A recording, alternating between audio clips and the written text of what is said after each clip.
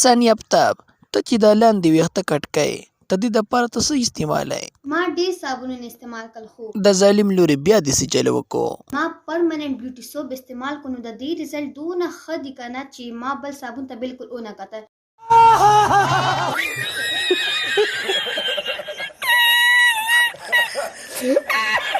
جینۍ ثانیافتاب زموږ په دې میر غضب کې څه چل شوی دی؟ د دې دپاره به څه کریم وي؟ نو زه تاسو ته داسې کریم ښیم که نه چې د هغې رزلټ به دونه ښه وي که نه سم فاسټ رزلټ به وي. अरे कहना क्या चाहते हो?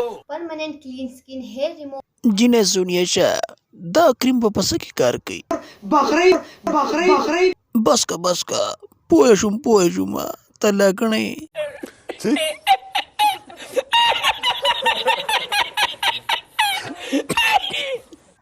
جینۍ ثانیافتاب ما لتیم کریم راوړه که نه.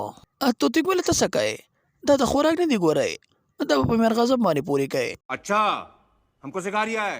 ثانیافتاب ستا په دې شاته ډولکو چې دانې راختلې وي هغه څه چلو شو؟ یو میاشت مخکې زما په دانې بالکل لاړې. मजा नहीं आ रहा है.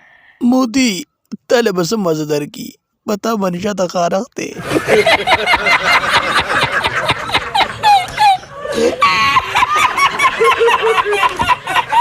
ثانیافتاب تا چې صابون ومږو تا به څه چل کوو بیا؟